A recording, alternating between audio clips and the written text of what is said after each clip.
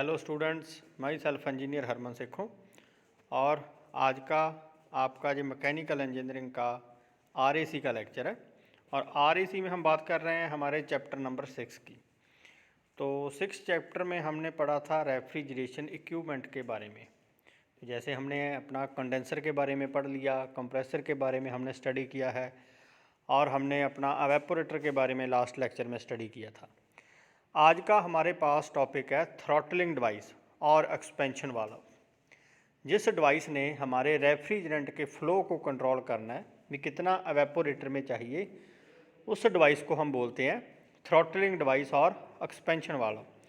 और दूसरा हमारे पास उसके फंक्शंस। तो सबसे पहले हम इंट्रोडक्शन से स्टार्ट करेंगे इसका। तो हम इसकी इंट्रोडक्शन को स्टडी करेंगे। The basic function of throttling device also known as metering device और एक्सपेंशन डिवाइस। जैसे मैंने आपको बताया भी थ्रॉटल वाल्व का जो मेन फंक्शन है रेफ्रिजरेंट के फ्लो को कंट्रोल करना है भी कितना रेफ्रिजरेंट आगे चाहिए, इसलिए हम इसे बोलेंगे मीटरिंग डिवाइस और expansion device. Is to control the flow of refrigerant to the evaporator and divide the high pressure side and low pressure side. इसका मेन काम है भी फ्लो के प्रेशर को डिवाइड करना है, मेंटेन करना है हाई प्रेशर साइड पे और लो प्रेशर साइड पे, और इसने फ्लो करना है अपना रेफ्रिजरेंट टू दी एवेपोरेटर। क्योंकि एवेपोरेटर में मेन काम हमारे रेफ्रिजरेंट का है, तो कितना लोड रेफ्रिजरेंट का चाहिए एवेपोरेटर में वो डिपेंड करता है भी कितना मटेरियल, कितना फूड प्रोडक्ट हमारा जो रेफ्रिजरेटर के कैबिन में पड़ा है, उसके ऊपर ये डिपेंड करता है इसका flow. The throttling device is located between the receiver, मतलब ये कंडेंसर के और एवेपोरेटर के बीच में पड़ा होता है। मतलब having liquid refrigerant at high pressure and evaporator having liquid refrigerant at low pressure, तो दोनों के बीच में पड़ा होता है। It may be operated by temperature और pressure but its function is always the same. ये फ्लो करता है, इसका ऑपरेशन करने का सिस्टम है टेम्परेचर और प्रेशर पे डिपेंड करता है जी। और इसी चीज़ पे इसके फंक्शन की और वर्किंग डिपेंडेबल होती है टेम्परेचर और प्रेशर के, लेकिन उसका काम जो है सेम है दोनों साइड पे। The meter the flow of the liquid refrigerant, this flow of refrigerant is regulate depend upon the load, और ये डिपेंड करता है लोड के ऊपर। It should be regulated to such an extent that some liquid refrigerant cover up the last pipe of the cooling coil before evaporation। और ये load हम तब तक इंक्रीज कर सकते हैं जब तक ये अपनी पूरी कैपेसिटी तक पहुंच ना जाए। कहने का मतलब है, मतलब जो इसकी कूलिंग कॉइल की कैपेसिटी होती है तब तक उसको पूरा फिल्ड ना कर दे। Leak of refrigerant at the end of cooling coil means incomplete use of cooling coil. अगर इसमें कुछ लीकेज आ जाए कूलिंग कॉयल में, मतलब रेफ्रिजरेंट लीक हो जाए, तो उसका मीन होता है भी, उसका कारण होता है भी incomplete use of cooling coil. Excessive refrigerant may damage the compressor if it enter the compressor before being evaporator. जो एक्सपेंशन वाल्व का, थ्रॉटलिंग वाल्व का मेन काम है, जैसे मैंने आपको बताया इंट्रोडक्शन में भी हमने पढ़ा है, इसका मेन काम है अकॉर्डिंग टू लोड रेफ्रिजरेंट को फ्लो करना है। मतलब जितनी रिक्वायरमेंट है रेफ्रिजरेंट की उतनी ही रेफ्रिजरेंट की क्वांटिटी उसने एवेपोरेटर को भेजनी है। अगर ज़्यादा मात्रा में रेफ्रिजरेंट चला जाएगा तो फूड प्रोडक्ट हमारे कम पड़े हैं रेफ्रिजरेटर में, तो उसने क्या करना है, फिर तो कम रेफ्रिजरेंट ने तो अपना काम करना है, और जो बाकी फ्री बचा रेफ्रिजरेंट है जो लिक्विड फॉर्म में है, तो वो कहाँ पर जाएगा, फिर नेक्स्ट कंप्रेसर में जाएगा, तो वो कंप्रेसर को डैमेज कर सकता है। नाले वेस्टेज ऑफ मटेरियल है हमारी, वेस्टेज ऑफ रेफ्रिजरेंट है, वेस्टेज ऑफ कॉस्ट है हमारा वो। ठीक है, इसलिए उस चीज़ से बचने के लिए हमने एक्सपेंशन वाल्व का यूज़ किया है। और अगर एक्सपेंशन वाल्व नहीं है, हमारी कम सप्लाई आ रही है रेफ्रिजरेंट की एवेपोरेटर के लिए, तो फिर भी हमारा काम पूरा अच्छे से नहीं होगा। ठीक है, तो दोनों तरफ से हमें सेफ रखता है ये। तो नेक्स्ट है हमारे पास रिजल्ट ऑफ एक्सपेंशन। क्या क्या रिजल्ट निकलते हैं इसके। High pressure of liquid refrigerant drop to low pressure, हम हाई प्रेशर लिक्विड रेफ्रिजरेंट को लो प्रेशर में कन्वर्ट कर सकते हैं। The condensing temperature of the liquid refrigerant drop to evaporating temperature, हम कंडेंसिंग टेम्परेचर को और कम कर सकते हैं to the low pressure, to the evaporating temperature तक। The refrigerant enter the expansion device in the liquid form and part of it about 15 to 20% instantly change into vapor form at the orifice of the expansion device।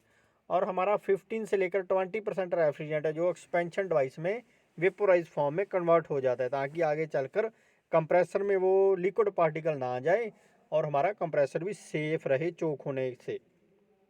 The heat content of the refrigerant remain the same while passing through the expansion device. अगर हमारा refrigerant expansion device से गुजरता भी है, चाहे वो vapour में convert होगा, लेकिन उसकी हीट कैरिंग करने की कैपेसिटी सेम रहेगी, उसके ऊपर कोई भी इफेक्ट नहीं आएगा। तो नेक्स्ट है हमारे पास वेरियस टाइप्स ऑफ थ्रॉटलिंग और एक्सपेंशन डिवाइस। हमारे पास जो नंबर ऑफ डिवाइसेस है, the main types of expansion device used in the industrial and commercial refrigerant and air conditioning system are as 6 different types है हमारे पास। फर्स्ट है hand expansion valve, second है automatic expansion valve, third है thermostatic expansion valve, fourth है low side float valve, fifth है high side float valve और six है कैपिलरी ट्यूब। तो वन बाय वन हम इसको स्टडी करेंगे। तो फर्स्ट है हमारे पास हैंड एक्सपेंशन वाल्व। तो सबसे पहले आप इसकी डायग्राम देखो, हमारे पास ऊपर टॉप पे एक हैंड व्हील है जिसको हम अपने हाथ से टाइट या लूज़ कर सकते हैं। जैसे हमारे घर में टैप होती है तो टैप में से पानी आता है, अगर उसको टाइट कर दें तो पानी बंद हो जाता है, अगर लूज़ कर दें तो पानी आने लगता है। उसी तरह इसकी वर्किंग है। तो स्टीम के लिए एक पाइप है, तो लिक्विड रेफ्रिजरेंट के लिए फ्लो इनसाइड, और जो हम मेन एयर हमारी ये एक टैप है लिक्विड को फ्लो करने के लिए। तो हम इसे स्टडी करते हैं। Hand expansion valve is a hand operated needle valve. ये हैंड ऑपरेटेड नीडल वाल्व होता है।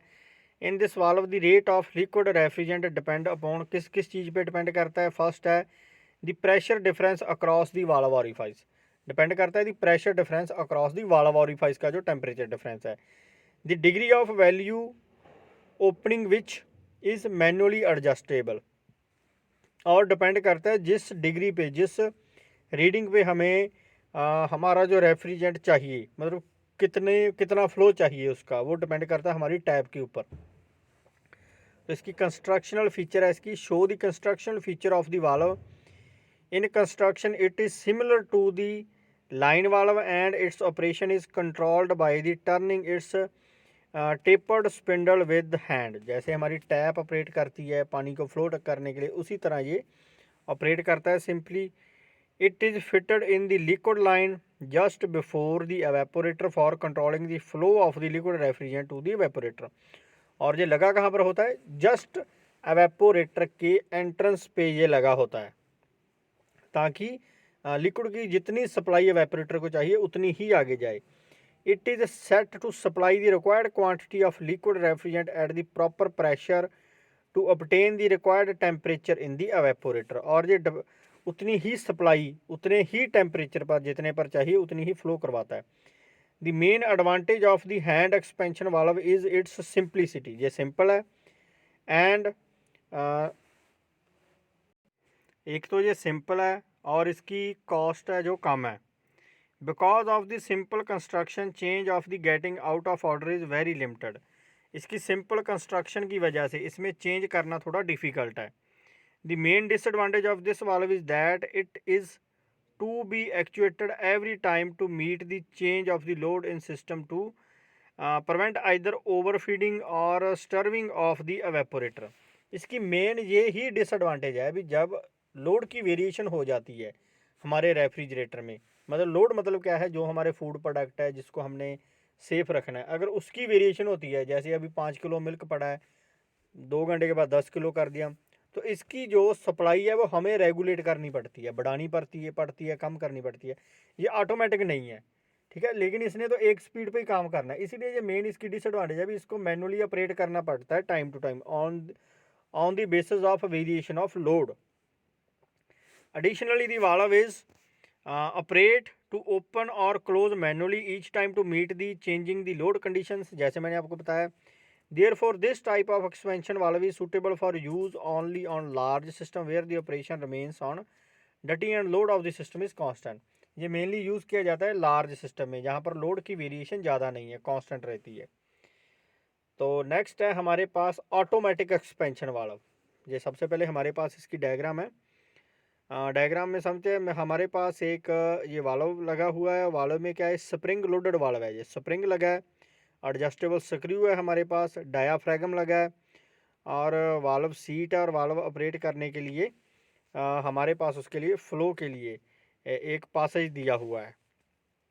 तो जैसे हम इसको स्टडी करते हैं, as the name indicate that the operation of the valve is automatic and the valve act to regulate the flow of the liquid refrigerant into evaporator so that desired evaporator pressure is maintained regardless or evaporate loading।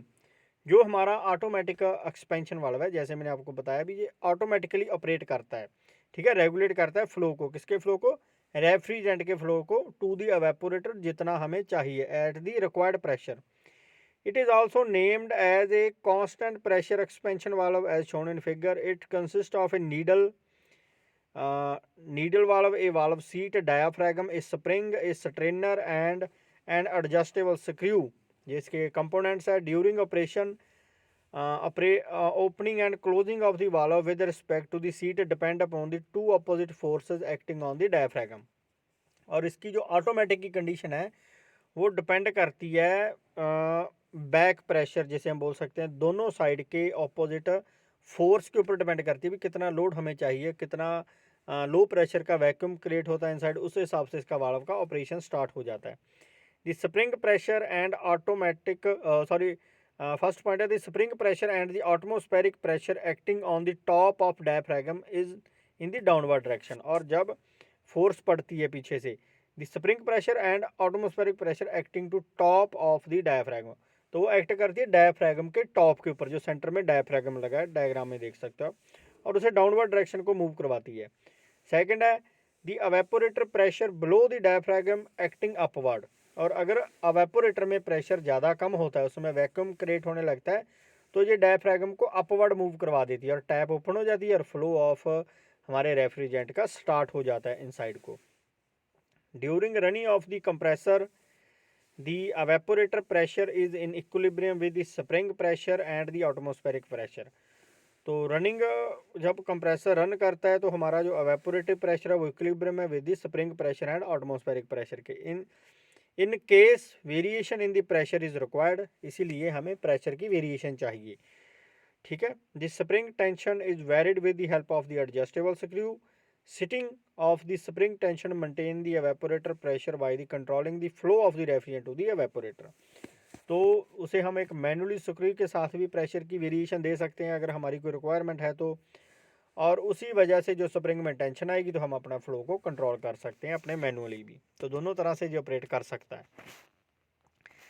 When the evaporator pressure falls below the valve setting, और जब हमारा evaporator pressure fall below करता है valve setting से due to change in heat load, अगर heat load में change आता है तो the spring pressure moves the valve in the opening direction causes the increase in the refrigerant flow and rising the evaporator pressure. और अगर हमारा evaporator में pressure blow होता है, वैक्यूम क्रिएट होने लगता है, तो ये एक बैक फ्लो देगा। बैक फ्लो किसे देगा, स्प्रिंग को। स्प्रिंग अपवर्ड मूव करेगा, उसके साथ जो हमारा डायाफ्रागम है वो भी अपवर्ड डायरेक्शन को चला जाएगा।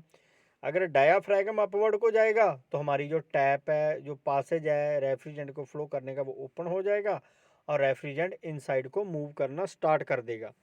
On the other hand when the evaporator pressure increase, अगर एवेपोरेटर में प्रेशर जब बढ़ जाता है, जितनी लिमिट है उसकी, उस पर पहुंच गया, the diaphragm moves upward and reduce the opening valve, और उसने फिर डायाफ्रागम को मूवमेंट करवानी है उसकी, और हमारी जो टैप है वो क्लोज हो जानी है और ओपनिंग वाल्व ने जो फ्लो है कम कर देना है as a requirement. The flow of refrigerant to the evaporator decrease causing the decrease in pressure, वो प्रेशर के ऊपर डिपेंडेबल होता है।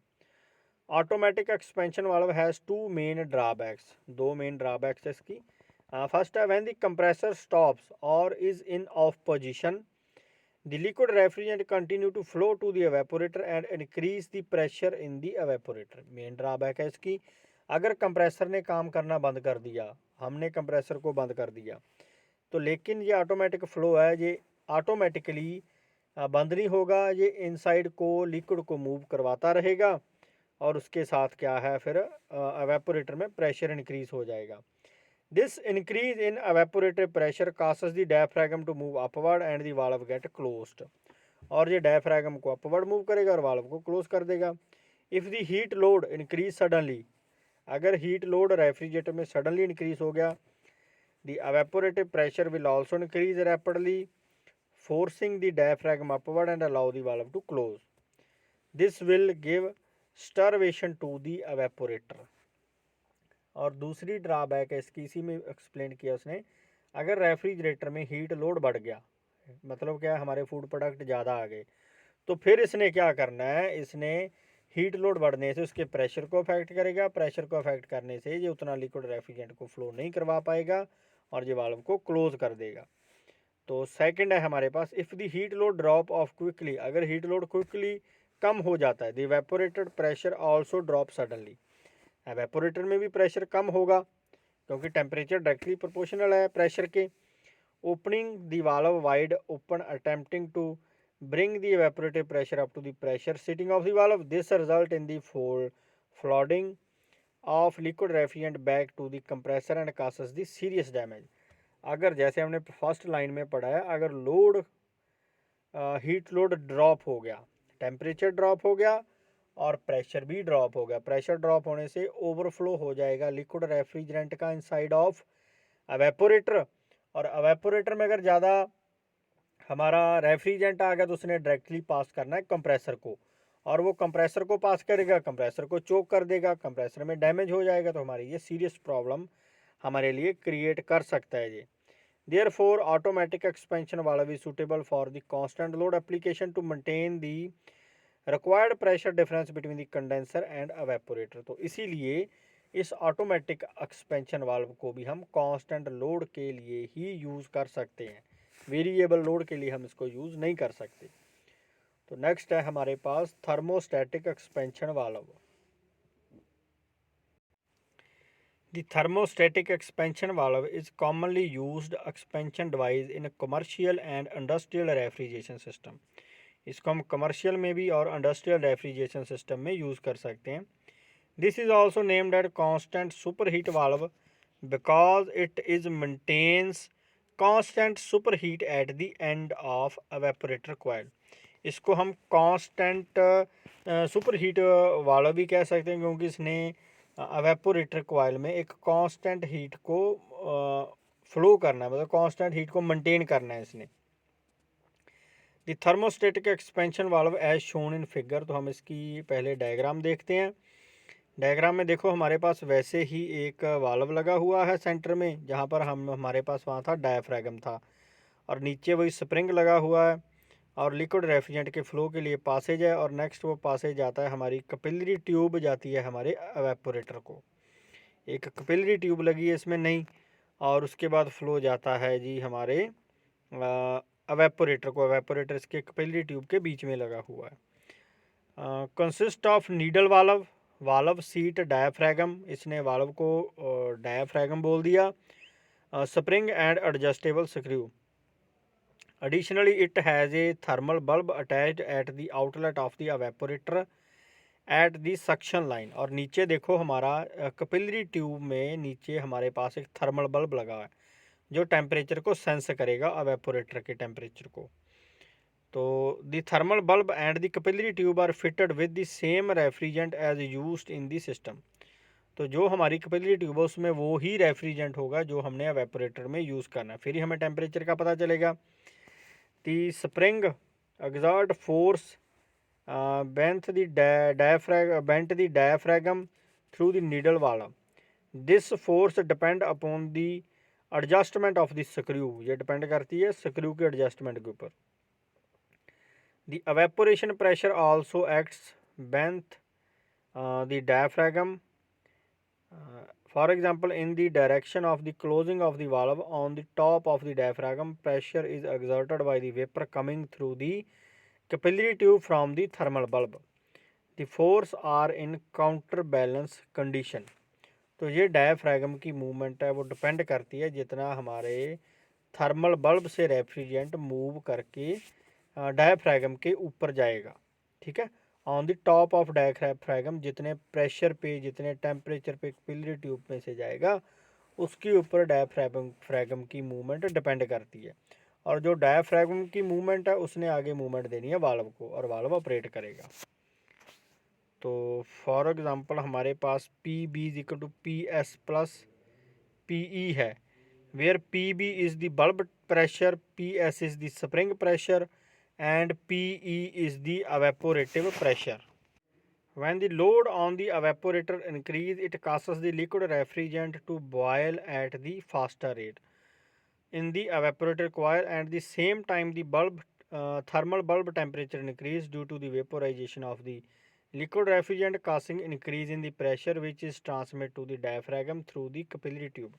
और जब evaporator में लोड इंक्रीज़ हो जाता है, लोड इंक्रीज़ होने से ज़्यादा से ज़्यादा हमारा रेफ्रिजरेंट है वो वेपोराइज होने लगता है। उसी तरह जब वेपोरेटर में लोड इंक्रीज़ होगा उसने इफेक्ट दे दिया हमारे थर्मल बल्ब को, और थर्मल बल्ब में जो हमारा रेफ्रिजरेंट है उसने भी अपना टेम्परेचर इंक्रीज़ कर लिया, और टेम्परेचर इंक्रीज़ होने से उसको भी वेपोराइज में कन्वर्ट होगा और वो ज़्यादा प्रेशर से टकराएगा किसके साथ, हमारे डायाफ्रागम के ऊपर। The diaphragm moves down opening the valve to admit the more quantity of the liquid refrigerant to the operator. तो डायाफ्रागम नीचे को खिसकेगा, नीचे को खिसकने से उसने क्या करना है, टैप को ओपन कर देना और ज़्यादा लिक्विड रेफ्रिजरेंट मूव करना स्टार्ट कर देगा। तो मूव किस तरफ करेगा वो, हमारे एवेपोरेटर को। This continue till the pressure equilibrium on the diaphragm reaches against the evaporative pressure and spring pressure. और वो तब तक मूव करता रहेगा जब तक दोनों का प्रेशर इक्विलिब्रियम में ना आ जाए। When the load in the evaporator decrease, less liquid refrigerant evaporate in the evaporator. Excess liquid refrigerant flow toward the evaporated outlet. Outlet will cool the thermal bulb, resulting decrease in the temperature and pressure. तो जब load में variation आएगी, load कम हो जाएगा, तो उसने कम होने की वजह से डायफ्रागम के ऊपर कम प्रेशर डालना है। तो जो हमारी टैप है नहीं ओपन होगी, तो नहीं ओपन होने से मतलब उतनी ही कांस्टेंट सप्लाई से जो हमारा लिक्विड रेफ्रिजरेंट है वो फ्लो करता रहेगा। तो ये हम मतलब नीचे उसी चीज़ को एक्सप्लेन किया गया है। तो हम आगे चलते हैं, आपको समझ आ गया होगा हमारा थर्मोस्टैटिक एक्सपेंशन वाल्व। तो नेक्स्ट है हमारे पास लो साइड फ्लोट वाल्व। तो लो साइड फ्लोट वाल्व की हमारे पास सबसे पहले डायग्राम है। हमारे पास एक लिक्विड लाइन है और दूसरी हमारे पास है सक्शन लाइन जो एवेपोरेटर को जाएगी। तो इसमें हमारा एक लिक्विड लेवल है, फ्लोट लगा हुआ है, और हमारे पास हेडर है, नीडल है। तो हम इसको स्टडी करते हैं। लो साइड फ्लोट वाल्व है shown in figure, works to maintain the constant level of liquid refrigerant in the evaporator by regulating its flow in accordance with the rate at which the liquid refrigerant is being evaporated। तो लो side evaporator का main काम है evaporator में supply करना continuously liquid refrigerant, मतलब जितनी supply की ज़रूरत है उतनी ही सप्लाई उसने आगे देना है। It keeps the evaporator filled with the liquid refrigerant to the required level under all condition of the load irrespective of the evaporative temperature and pressure. और ये डिपेंड नहीं करेगा टेम्परेचर और प्रेशर के ऊपर, ये सिर्फ डिपेंडेंट करेगा उसकी क्वांटिटी, कितनी क्वांटिटी एवेपोरेटर को चाहिए और कितनी उसने यूज़ कर ली है। The low side float valve is located in the low pressure side between the evaporator and compressor suction line of the refrigeration system. Since the float valve is hollow, it floats on the liquid refrigerant in the float chamber and operates the needle valve, opening or closing the entry of the liquid refrigerant as required to maintain the level in the chamber। तो ये chamber में एक liquid refrigerant का जो level है उसको maintain रख कर चलेगा जी। When the liquid refrigerant in the evaporator vaporize, जब हमारा liquid refrigerant vaporize हो जाता है evaporator में, its level fall down causing the float to drop and opening the needle valve permit the liquid refrigerant from the liquid line to the float chamber and then the evaporator to make up the amount of vaporization।